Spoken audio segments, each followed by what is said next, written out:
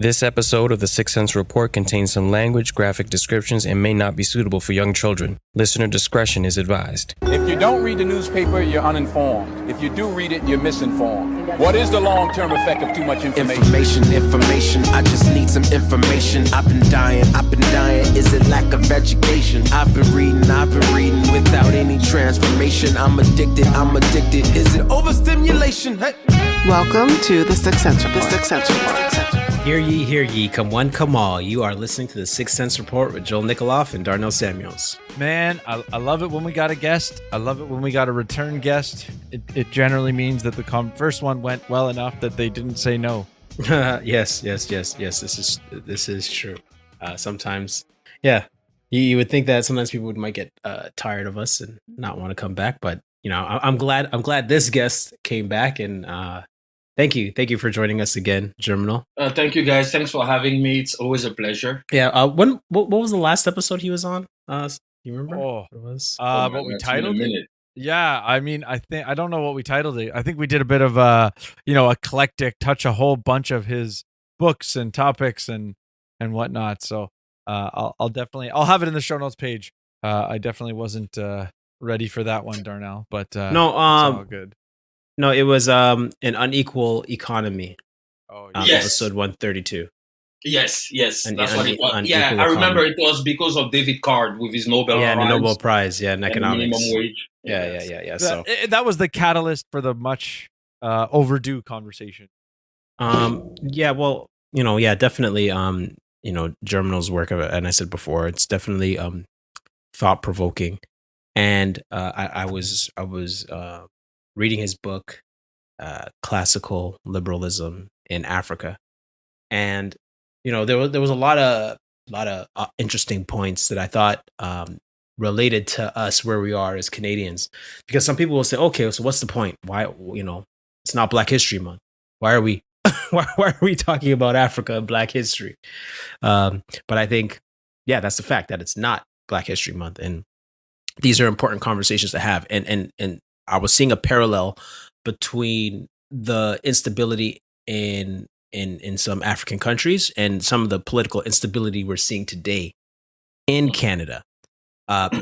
So there's points where we have freedoms in Canada, in the sense that we have Lockean. We'll get into that, John Lockean freedoms, but at the same time, our government's going in another direction, and we're going away from the freedoms that we have, and we're going into more of a Hobbesian, which we'll get into later, a Hobbesian idea of what politically. And so the point I'm making is that for Canadians listening to the conversation, what does Africa have to do with Canada?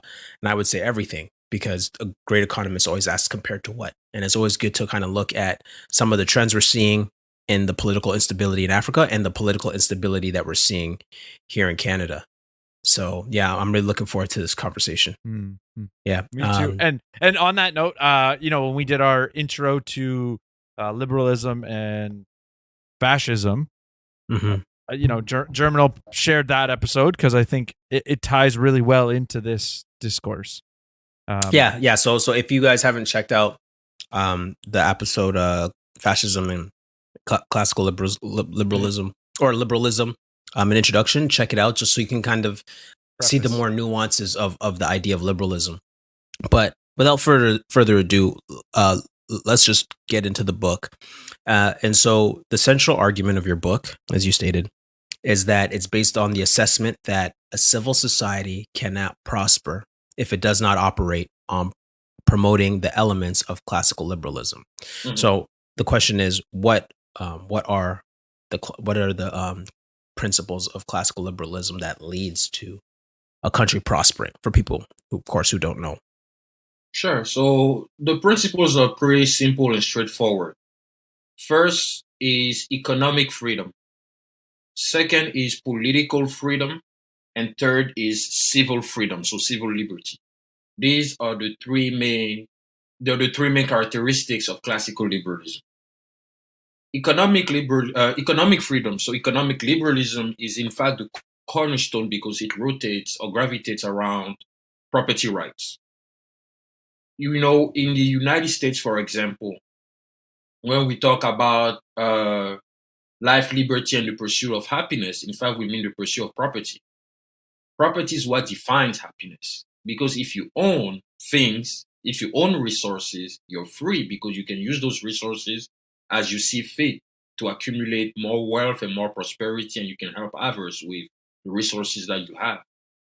But if you don't own resources, you're kind of screwed because you have to be working for others all the time.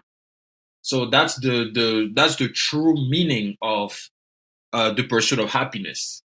And this concept basically is widespread because any country that has a market economy operates on that. You cannot have a market economy unless people have access to property. And in Africa, when you look at the countries that prospered during the independence era, those countries were the ones who applied a classical liberal vision, or should I say a capitalist vision, from the get-go.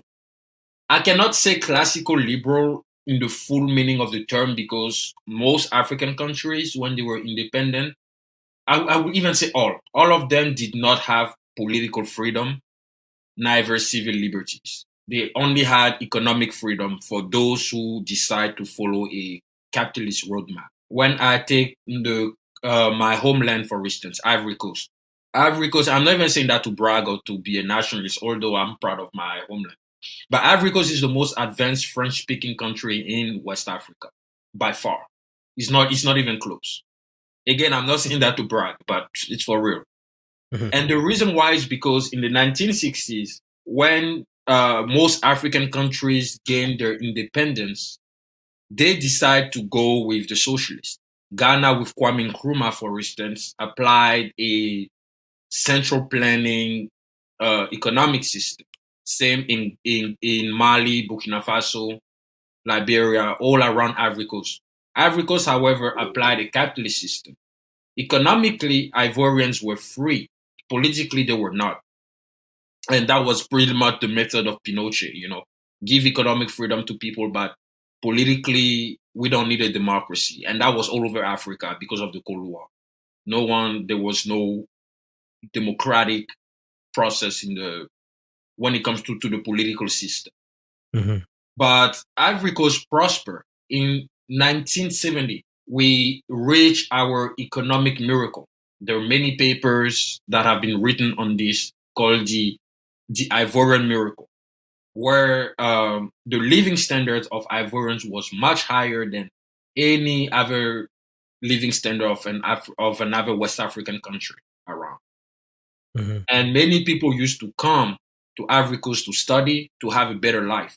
Why? Because instead of trying to redistribute the wealth, we say own things and put those things in value. Show the value of what you own so that if the market likes what you have to offer, people will pay for it. That's why in the market economy, people who are rich are producers, not consumers. You don't get rich by consuming. You get rich by producing. So just don't ask the government. Right? It's so simple. If you look, it's pretty simple. Who are the richest people on earth? None of them is a salaried person. They're all business owners. All of them. Right. Jeff Bezos, Warren Buffett, Elon Musk, Bernard Arnault, all these Russian oligarchs, all of them are business owners. Right. They do not go to a 9-to-5 and get rich from that. No, you can't. Yeah.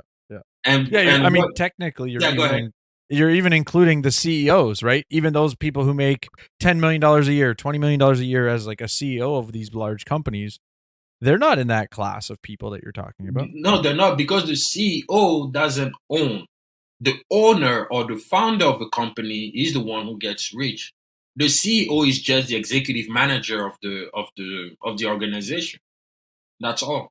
So yeah, if you're the CEO of Citibank, good for you. You're making a shit ton of money, but you're not close to Warren Buffett, who is the owner of a holding company. So the guy can use his company to buy yours, and what are you gonna do? Nothing. Right? He said, "Oh, you know what? I just want to own your company, and I'm offering you like 50 million. What, you're gonna turn off those 50 million? Of course not. You'll take it. Yeah. Exactly. So it's your savings coming to fruition. Exactly. Perfectly said. But to come back to Africa, classical liberalism has never been applied fully. One of the three principles was the one applied, and it was mainly economic freedom. When you look at Rwanda today, it's amazing how Rwanda prospered economically. Mm-hmm. We all know that Rwanda had the genocide of 1994, people killing each other with machetes.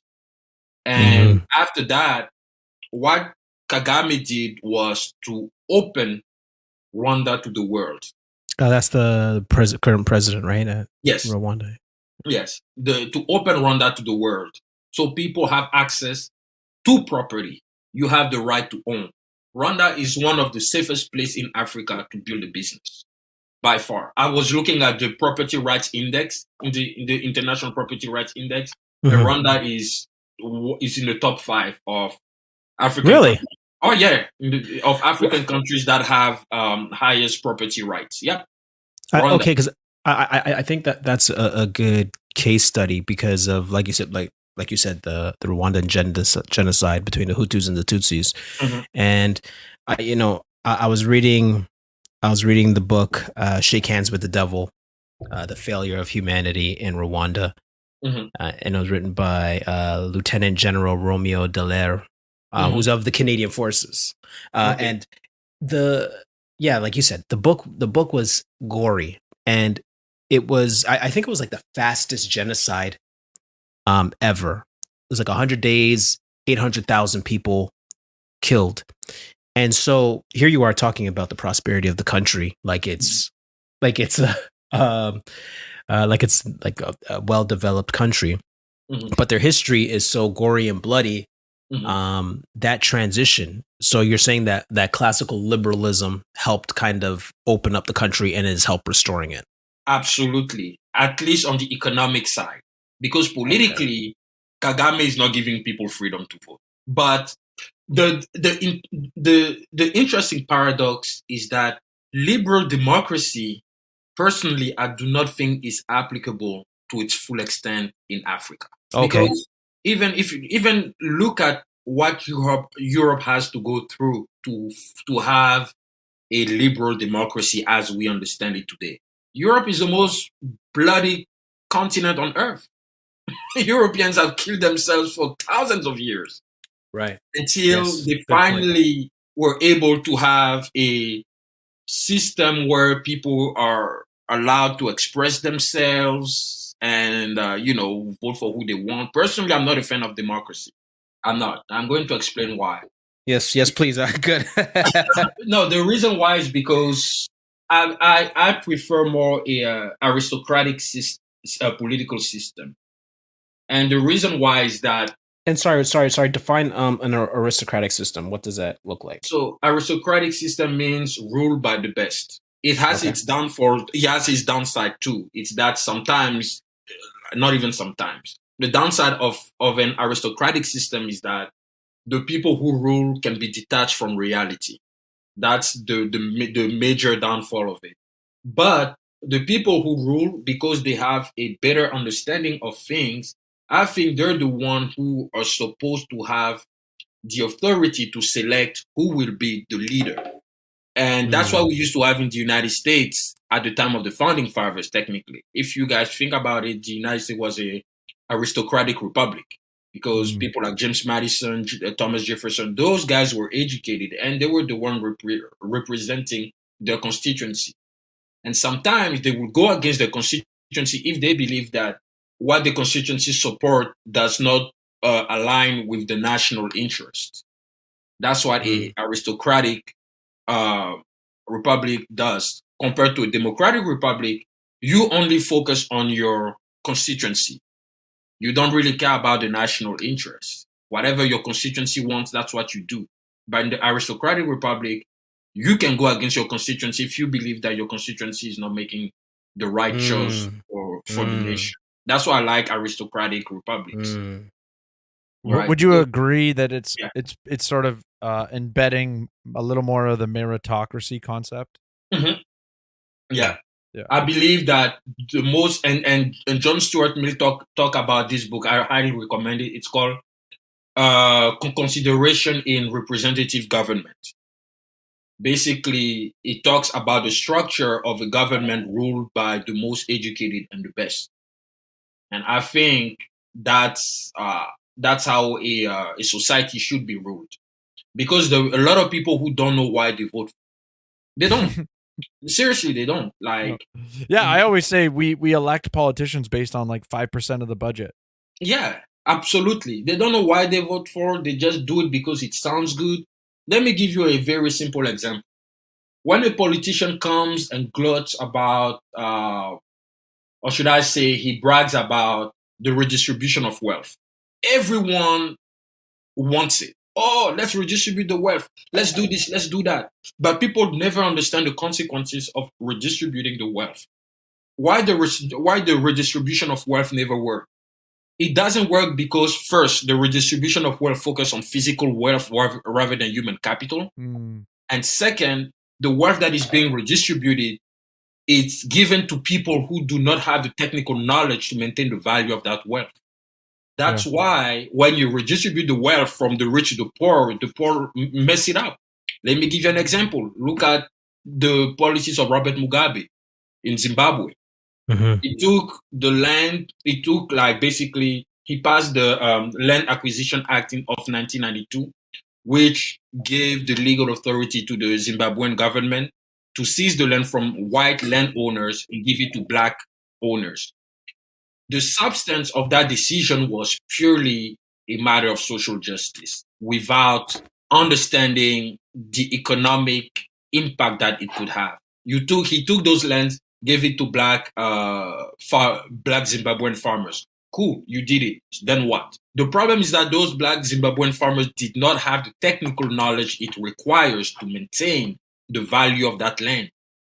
And that's why the agricultural output collapsed significantly right after that policy was passed. And then we know everything that happened, after in Zimbabwe, the collapse of the public service, unemployment soared, inflation went in the 1,000%. We all know that, but that's what it is. And Amin Dada in Uganda did the same thing too. He came to power, applied the redistribution of wealth, kicked off the Gujaratis. If you guys are familiar with the Gujaratis, so they're like a group of Indians that basically live in the diaspora and they create businesses wherever they go. And they always find a way to prosper. Okay. All right. No, they really do. They're really good at this. Okay. And they're exactly like the Lebanese. Wherever they go, those guys make sure to create a system. All right. Okay. All right. Oh, well, I'm writing this down. I'll go look into it afterwards. Yeah. So in Uganda, the Gujaratis created industries that were not even existing in Uganda at the time in the 1970s. So those industries they create contributed to the prosperity of the Ugandan economy. I mean that came and say, "Oh, those guys are the one taking your jobs. I'm going to kick them out," and blah blah blah. He kicked them out. Sure, you confiscate the physical wealth, but you did not confiscate the human capital, because what they created, they can create that anywhere else, no matter where you put them on earth. They will reproduce that, because human capital is intangible. Physical wealth is tangible. It's finite. He took their physical wealth, gave it to the local Ugandans. Then what happened? Those guys, they were not able to manage it because they did not have the technical knowledge it requires to manage the value of that wealth that was passed on to them. Now, would you say that is that due to like a fundamental ideological position that like everybody's the same, everybody deserves the same? Oh yeah, it's this false belief that equality makes everyone better off. That's all. It's false. So yeah, go ahead. In like now, I think you've laid out an example to some extent where it was purely based on redistribution of wealth, right? So inequity. The question that comes to my mind is, so in a scenario of, let's say, a past theft or a past property rights violation that you're trying to make right 50 years later, how would you postulate a solution? Because what you've just described, well, if we took the land and gave it back to the previous ancestors, would that would actually likely reap negative consequences for society as a whole, if it was similar to the one you just described. And so how do we, resolve those past grievances, or what would be a way to do that but doesn't reap mass destruction?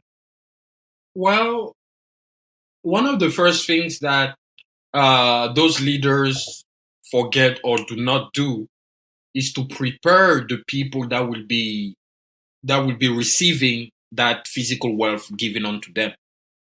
How do you prepare them? You educate them. Everything is about technical knowledge. Let me give you an example. When I say technical knowledge, I don't mean necessarily intellectual. No, technical knowledge simply means having a specific knowledge about something. You cannot create a business unless you have technical knowledge. Let me give you an example. Sam Walton, the guy who created Walmart. I'm fascinated by this guy because he started from nothing. Abject poverty. This dude was like dead poor, like seriously. But what did he do? He didn't create Walmart just like that. He acquired the technical knowledge of the retail industry. In order to develop a business plan, you need to first select the industry in which you're going to sell your product or service. You need to know your competition. You have to do a market analysis, right? In order to do that, you have to have technical knowledge. If you don't, you are learning in the process. Because if I come to you guys and say, hey guys, I want you to invest in my business, the first thing you're going to say is, let me see your business plan. Yeah, I mean, you don't want to put your money in something you don't know. Let me see your business plan. Who are your competitors? How do you ensure that what you're selling is unique compared to what they're selling? This is technical. And anyone can acquire technical knowledge. It's not rocket science. Technical knowledge is simply doing a little bit of research. It's simply understanding the mechanism and the parameters of the industry you're in or you want to be in. That's all. Now you were the previous episode. Joel and I were talking about making a distinction between the economist and the politician, and you said you were mentioning economic freedom and political freedom, and you were making a distinction between them. Is there a distinction between economic freedom and political freedom? Yeah.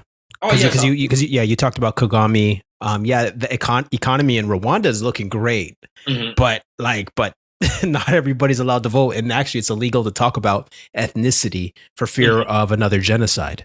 Yeah, but the thing with political freedom is that it's important to understand the context, the historical context.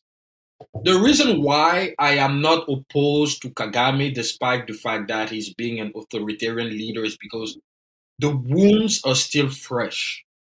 The cultural wounds of the war are still there. Because if we let having a democratic process, those things will come back again. Those resentment will resurface again.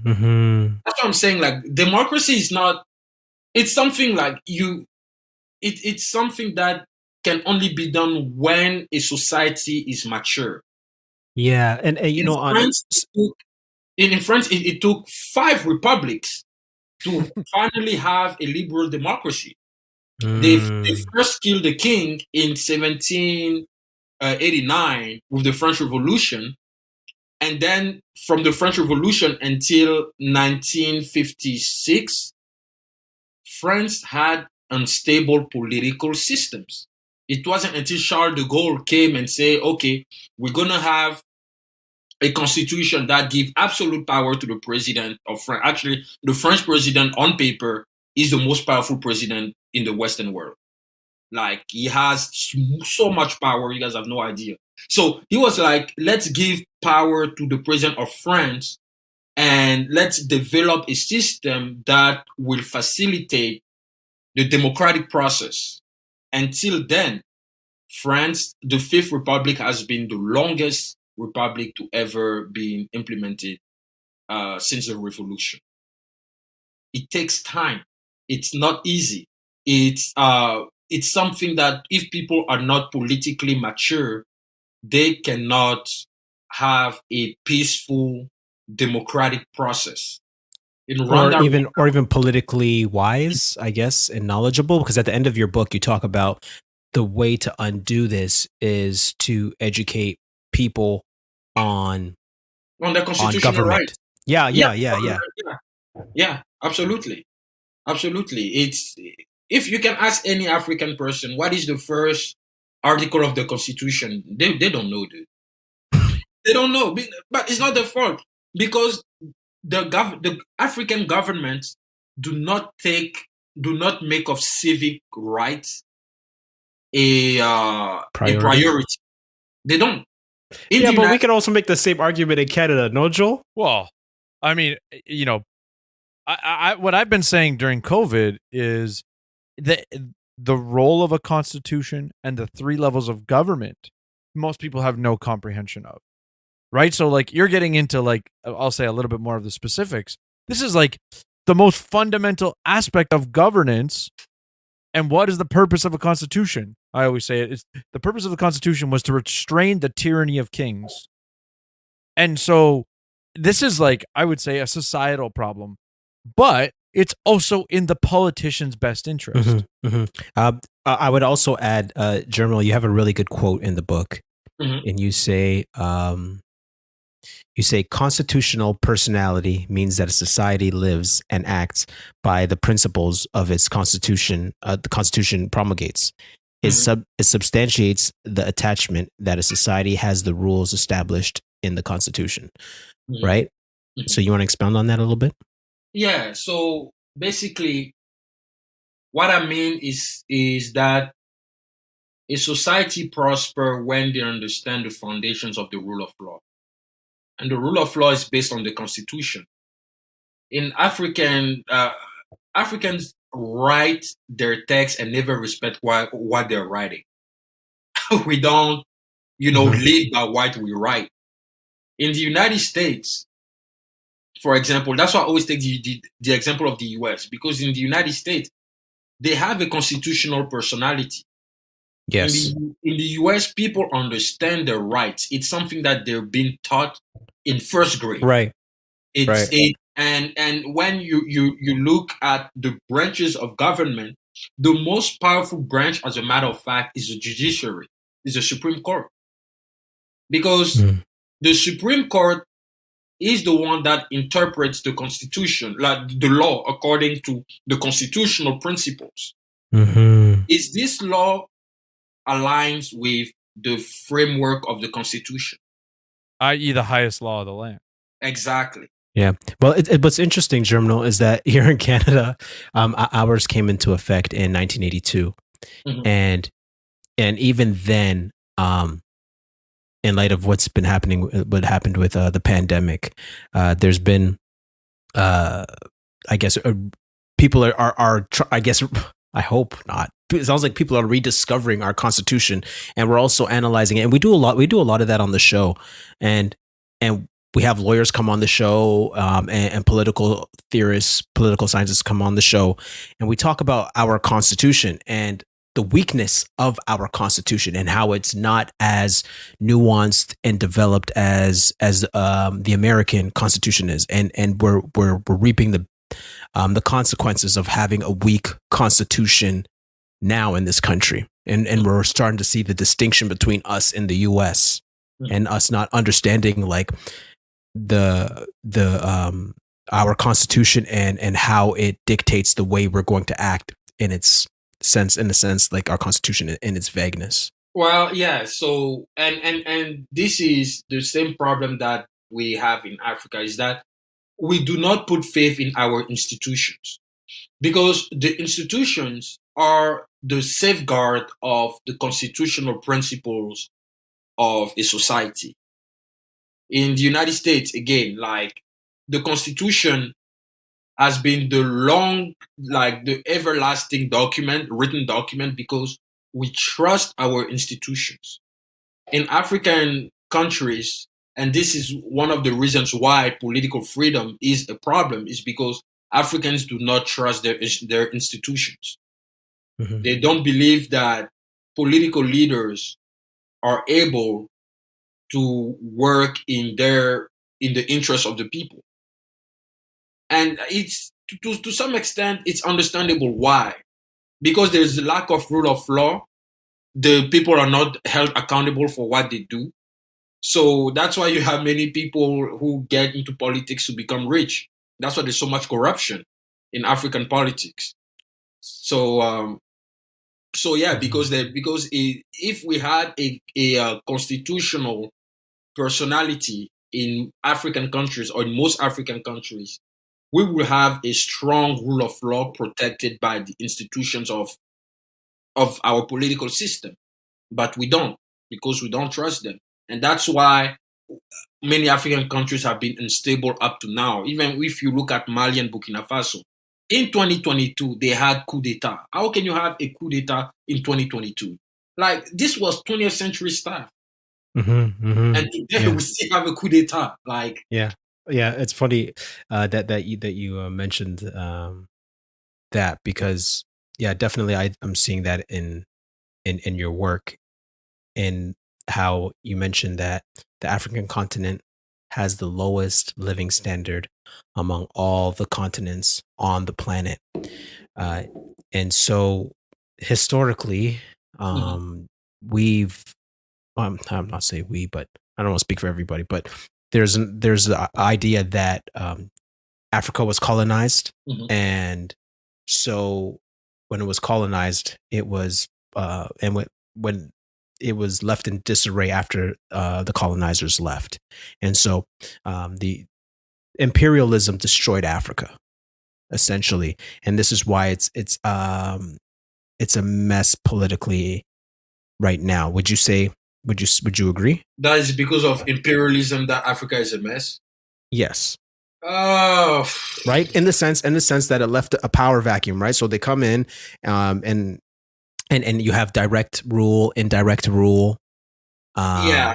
And then, like, for example, bring it back to Rwanda, the Hutus and Tutsis, right? So the Tutsis are being elevated by the Europeans over the Hutus, right? So the Tutsis are the minority, Hutus are the majority, and the Tutsis, they're taller, possibly lighter, they're treated differently, and now the Europeans leave, and now it's just like, okay, now the minority who was in power has to go against the majority, who's kind of who have animosity towards the minority Tutsi. And it kind of leaves a power vacuum. Would you agree? Hi, I'm Darnell Samuels. You may remember me from such podcasts as Thanks Coach and the Sixth Sense Report. When Joel and I are not studying for the next episode, we're paying bills for hosting and production. If you want to help us out, you can make a donation of any amount by clicking the Buy Me a Coffee link in the show notes. If you broke, don't worry about it. You can subscribe and leave us a review on your podcast catcher. If you did this already, then you can share the show with a friend. Joel, Jeezy, and I appreciate your support. Now back to our regularly scheduled program.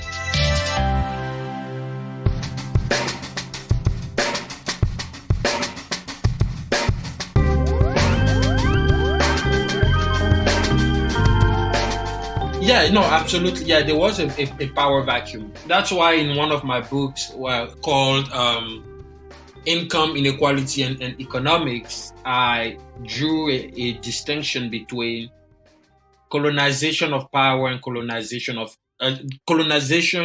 settlement and colonization of exploitation.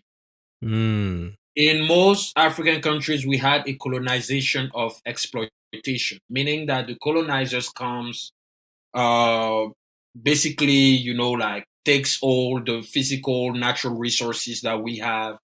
They steal everything and they leave without training the local population to take over. But colonization of settlement, like when you look at Southern Africa, like Namibia, Zimbabwe, South Africa, Lesotho, all these countries, they had a colonization of settlement, meaning that the colonizers brought the customs, the economic, legal, and political system with them, and they established that. as the main system. Now, what is the difference? The difference is that the countries that had a colonization of settlement were definitely more oppressed than the countries that had a colonization of exploitation. But the paradox, Really? Yeah, but the when you look at South Africa with the apartheid, they were way more oppressed than people who had colonization of exploitation.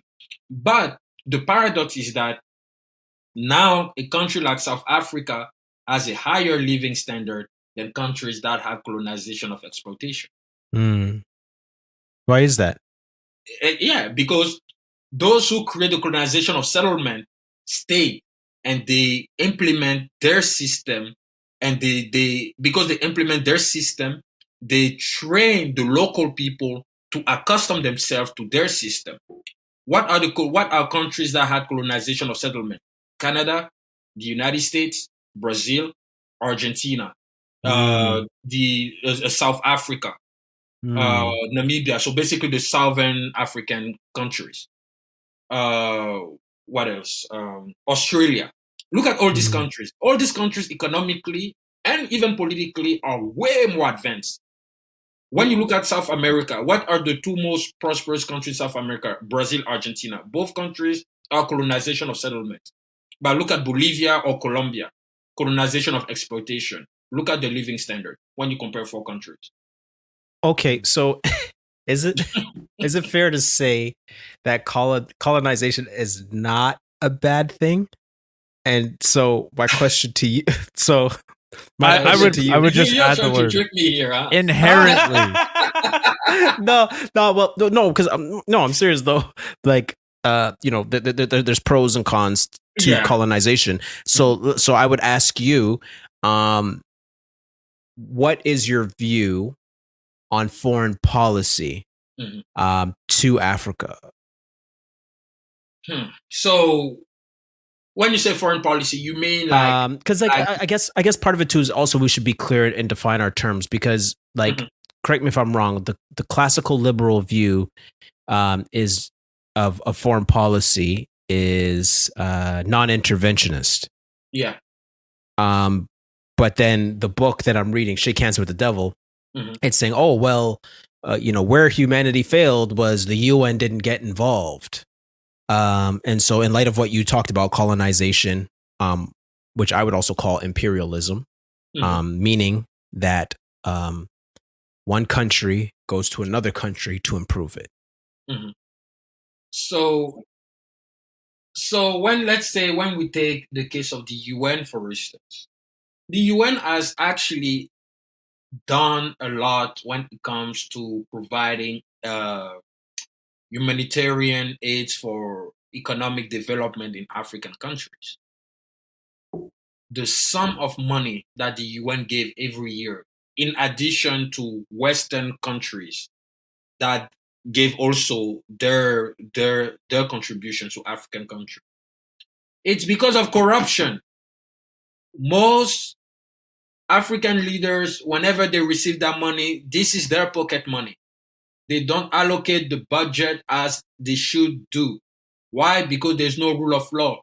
There is no Cour des comptes, like in France, where we, they audit government budget and say, okay, what did you do with that money? How did you allocate it? It's not rigorous. In France or in Western countries, those things are for real. Like, you're not going to give money to the government and the government going to use that to put in their pocket. I mean, they do it, but they do it slightly. They do it under the table, so it's not as blatant like it is in Africa. But they still get audited. They have to report to a body what they did with that money, how they allocate it, and etc. In African countries, they don't. Africa is receiving foreign aid all the time. But the problem is that most African governments do not allocate that budget efficiently. They don't allocate where they're supposed to allocate it. They don't develop the infrastructures they're supposed to develop. That is why you see so many discrepancies in most African countries. Like, they develop only the cities, or the main capital. And whenever you leave, you go outside the capital, you think like you're in another country. although it is the same country, but it is like two different civilizations living, in the same land. Mm-hmm. Compared to most Western countries, they have many cities around. I don't know if you guys have looked at the map of the Earth at night. When you look at the map of the Earth at night, you see like North America and Western Europe. It's bright. There's a lot of lights around. But when you look at the map of Africa at night, you see dots, lights like it's kind of like spread around, like one here, one there, one there. Mm-hmm. It's not like condensed. Mm-hmm. And this is because infrastructures are not developed throughout the country. But I also have to say that African countries are still young. They're still young. They're only 60 years of age, if you want to compare the scale of nation to like human scale, like it's kind of been like 5 or 10 years old. Yeah, actually, I have a quote from you. You say that the African continent has the lowest living standard among all the continents of the planet. Furthermore, according to the Brookings Institute annual report on population growth, 60% of Africa's 1.25 billion people are under the age of 25, which is the youngest population in the world. Yeah. The fact that Africa has a population of over 1 billion inhabitants, with its 2/3 being constituted of the individuals of the age 25 and below, indicates that the human capital is not only abundant, but it is also young, dynamic, and innovative driven. However, despite this young and booming population, the living standard in Africa remains low. Why? Good question. Why? Well, no, that's your question. Oh man, this book, like I wrote this in 2020? It's been 2 years. Yeah. What number was this book? Do you remember? In terms of that was my 13th. Okay. No, it was my 12th. My bad. Yeah. It was my 12th book. So like 10 books ago. That's a long time. Yeah, 10 books ago. Yeah. Yeah, 10 books ago. Yeah. But yeah, you talked about the population being really young. Yeah. In the capital for them. Yeah. No, it's interesting because you definitely nuance, and I think this conversation is helpful, again, like bringing it back to, for Canadians listening, like what does this have to do with us? And so you have a section and you talk about Thomas Hobbes. And for the Canadians who are listening, let me know if this sounds familiar to you. All right. So you say, let us remember that the essence of modern African civil society is built upon a Hobbesian social contract in which the sovereign, which in this case is the state, has the ultimate authority to either grant or deprive the citizen of his freedom. Consequently, the nature of African constitutions is inherently coercive. They are meant to expand the power of the state rather than constraining them, like the United States has done so, at least in theory. Since African constitutions are inherently Hobbesian, the allowance of political rights in Africa is not a God-given right like it is perceived in the United States or an Anglo-Saxon world. Can you elaborate on that and the Hobbesian view in Africa? Oh, sure, yeah. I mean, as the text said, there is no amendments in African constitutions. We only have articles about what the government can do and can't do. And sorry, what do you mean by amendments? Like when you look at the U.S. Constitution, the U.S. Constitution is divided into two parts. You have the articles, which gives the prerogatives of the federal government. And then the second part is the amendments. The amendments are what the government cannot do against people. So it's basically the part that grants individuals, certain fundamental rights. Or restrains government. Yeah, restrains government, absolutely. So when you look at the amendments, initially in the US, we had 10 amendments, and then it was expanded to 27, I think. But in African constitutions, we do not have that. We do not build African civil society from the Lockean lens, meaning that people are rational beings who already have their property, and they see government to protect their property. Mm-hmm. We built African civil society from the concept that the state of nature is brutish. It is a state of lawlessness, and we need government to set things in order. We need government to come and protect us. Otherwise, it's going to be complete anarchy. We're going to, kill each other and stuff like that. There is no rules like, I have my property. Who says who it's your property? I take it because I'm stronger than you. So we need government to come and determine who owns what. That's the Hobbesian view. But the fundamental principle of the Hobbesian view is that you give me your right and I secure your freedom. I protect you. Mm-hmm. You have to surrender your so-called fundamental right as an individual to me, and in exchange, I'll make sure that nothing happens to you. So that's why in Hobbesian societies, it is way easier for government to expand. Because when the government will expand, it will give a justification such as, we do it for the good of the country. Like, we need to expand so that more people can be protected. Look at COVID. COVID is a perfect example of Hobbesian politics, right? Like, because COVID was a pure test, a demonstration of the Hobbesian theory of the social contract. We surrendered our individual rights to the government in order for the government to protect us against this virus, which actually failed to do because those vaccines didn't work. We saw that. So, as your paper you published also demonstrates. Exactly. So, but the point being is that COVID was a pure demonstration of Hobbesian politics. And that's how African governments have always been. In Africa, if I go and parrot about Lockean liberalism, people will be like, what the hell are you talking about? Right. You want government to not be in our lives? Are you out of your mind? But thank God, though, there's no social welfare in African countries. Can you imagine if there were welfare programs? They don't need them. Oh my God. How people will find ways to justify why they can't work and they need welfare.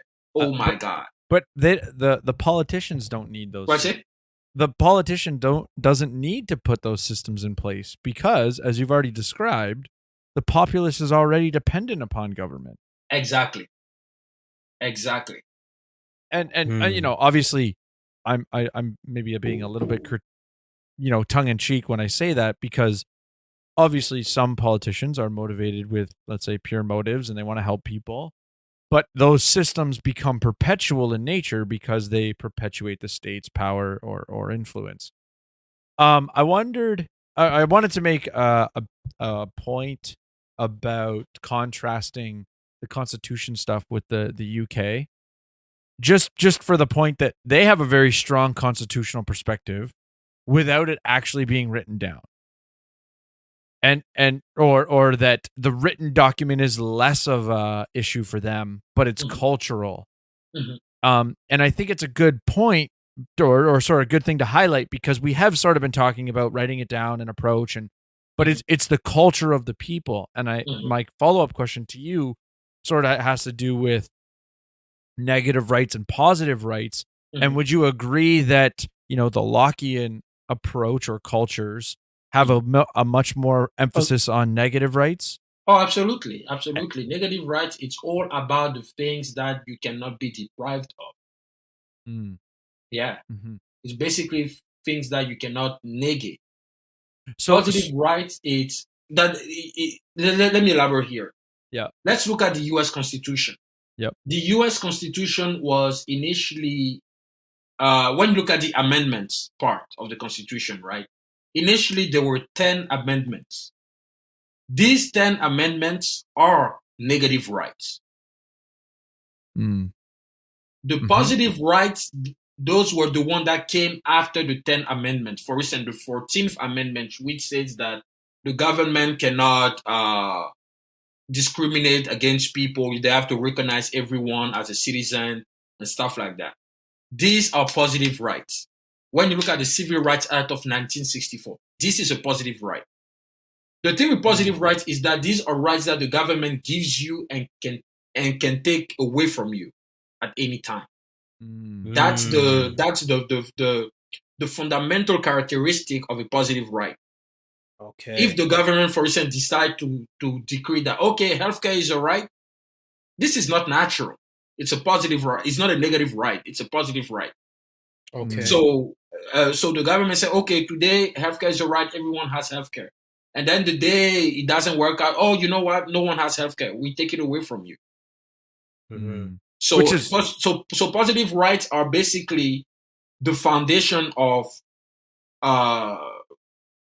rights in a Hobbesian social structure. Yeah. Yep. So the liberties that people have in a Hobbesian social contract are positive rights. Okay. Okay. So then can you like quickly expound on for the listener Lockean theory? So Lockean theory believes that the fundamental characteristic of individual freedom is the ability to own, is for people to have access to property and to respect that ownership. Locke argues that people who work the earth should own it. So basically farmers, because, at this time, agriculture was the main economic, sector for any society at that time in the 16 or 1700s. So people who work the earth, for instance, were the ones who own the land because they're the one producing agricultural commodities. So Locke believed that people need ownership, property rights was the fundamental characteristic that distinguished people in a society. Because when someone owns something, he's not going to go bother the other person because he's content with what he owns. That's why Locke, in a state of nature, people were not violent. It was not brutish, as Hobbes describes. It was not a state of lawlessness. It was a state where people own resources. And what they want is to have a government that will simply be like a guarantor of the resources they own. Basically, if someone tries to take the resources away, they can turn to the government to adjudicate that dispute, that wrongdoing. Like, hey, these guys came to take my resource unjustly. I want compensation back for that wrongdoing I've been victim of. And the government is here to say, okay, we're going to assist you on that. So basically, the government in a Lockean society is simply an assistant. It's here to protect what you already have. It's not here to grant you things that you will have. No. That's what is important. That's the thing that is important to understand about the Lockean system. In the Lockean system, you already have things. You only use the government to protect the things you have. It's like a bank. You have money, you go to the bank, you put that money in the bank so that you don't have to worry about it. You don't have to put your money in your couch, underneath your couch to hide it. You put your money in the bank. Whenever you want to withdraw your money, you just call the bank or you go to the bank and you say, I want X amount out. So that's how the government in a Lockean civil society works. But it's But Locke did not, how can I put it? He did not dismiss the fact that there were some time where the government can become authoritarian in the sense that he called that tacit. Oh fuck! There's a word. Sorry, guys. I just got my back. There's a word for that. He said, it's not tacit totalitarianism. He said, oh God, it will come back to me. But he talked about the government using force tacitly. Right? He was saying that the government is here to protect what you own and everything. But there's some instances where the government will have to use coercion in order to ensure public welfare. He talked about that. And this part was also included in the US Constitution when they talk about the government is here to ensure public welfare. And this is what the liberals in the modern sense of the term, in the American sense of the Democrats, that's what they use to justify government expansion. Oh, it's the role of the government to protect public welfare, to ensure the public welfare. That's what they use all the time. It's because of that part. So, maybe this is an oversimplification, but would you say that, the Hobbesian view is basically like the state is the ultimate authority, whereas the Lockean view is some extent, the state is, let's say, a custodian of authority that's beyond them, in a sense? Yeah, technically, yeah, we can put it this way. Yeah, in the Hobbesian framework, the state is absolute, and Hobbes even said like the state must have absolute power. He said it like, oh yeah, Hobbesian theory is the framework of dictatorship, of totalitarianism, technically. And the Lockean view is that the state is a custodian, is an assistant in making sure that whatever you have is already protected. Okay, good. Now, yeah, that's helpful. Now, slightly changing directions in regards to classical liberalism and the idea of the West, quote unquote. You have a quote in your book, and it has to do with Pan-Africanism and its rejection of classical liberal values. Can you expound on that a bit? Yeah. So in Africa, we associate capitalism with imperialism. So most Pan-Africanists support socialism. I'm sorry, what's a Pan-Africanist, in case somebody doesn't know? Sure. So a Pan-Africanist is simply someone who supports a political, economic, and social systems strictly based on African values. So that's what a Pan-Africanist is. It's the same for a Eurocentric. Yes. Say Afrocentric, Eurocentric. Yeah, it's the same thing. Yeah, or the word pan, the prefix pan meaning all African. All African. But it's nonsense because no, it is. Like how look how Africa is big. How are you going to unite a continent of 54 countries, thousands of tribes, languages, and religion together under one central government? This is the complete epitome of totalitarianism. Pan-Africanism to me doesn't make sense. It really doesn't make sense. It's exactly like the Bolsheviks. They operate, they think exactly like the Bolsheviks. Like they're the one, like people who are Pan-Africanists, they're the one for some reason who determine who is true African and who is not. Like who the hell are you to determine who is African and who is not?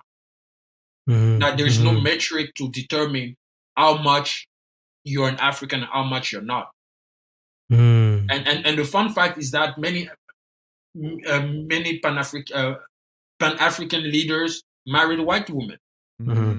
You say you're a Pan-Africanist and you go marry a European woman.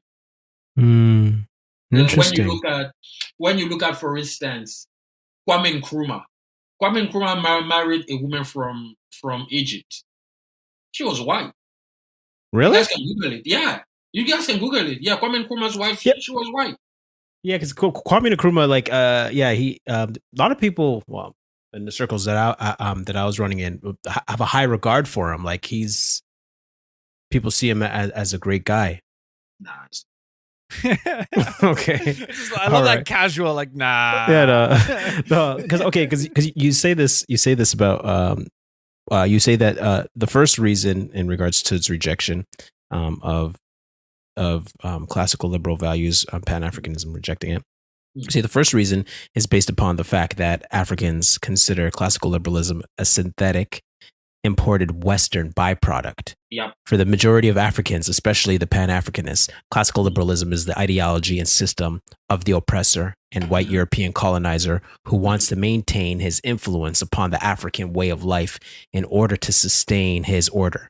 And then secondly, the majority of African governments rejected classical liberalism because African political leaders argued that it is an ideology that is simply not conform with African political culture, since African culture values the collective over the individual. Yeah, so I'm sure you guys heard that phrase. It's coming to mind. So Barack Obama and Elizabeth Warren said, UN built that. You guys heard that when they say you did not build that. Mm-hmm. Because in America, we tend to say that, success is individual, like it's my own effort, that brought me there.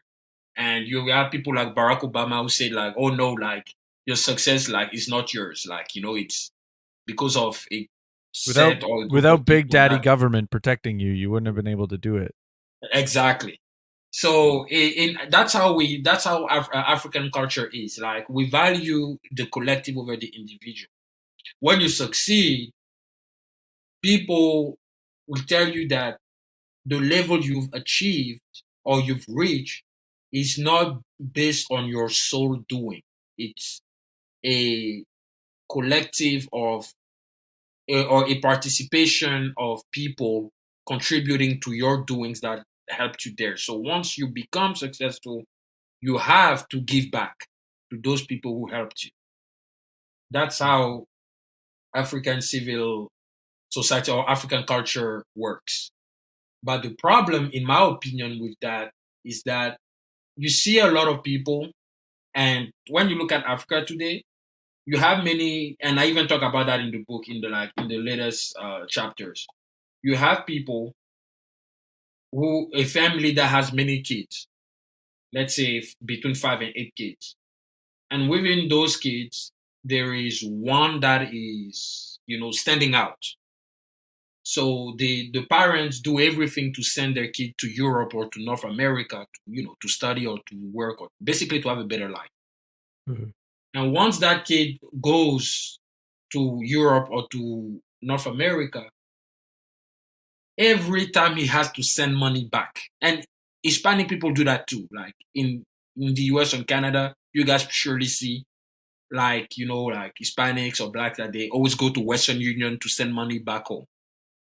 Mm-hmm. The problem is that the families back home in Africa never ask those questions. Where do you live? How much you make? How much taxes you are paying? All these questions, they don't ask that. To them, they see you as an ATM. Mm-hmm. You're there, you have to feed your family, and they will do that. They will use emotional blackmail on you. If the day you cannot send money back home, they will use that against you to remind you. So this is selfish, because we tend to see African culture as this culture of like collectivism, where we share things, where we prone solidarity. But in fact, we do this for selfish reasons. But when you look at Western European culture, they're individualistic, but they use their individualism to help the group thrive. Why? Because how can you help people if you cannot help yourself? You have to be selfish. You have to be individualistic.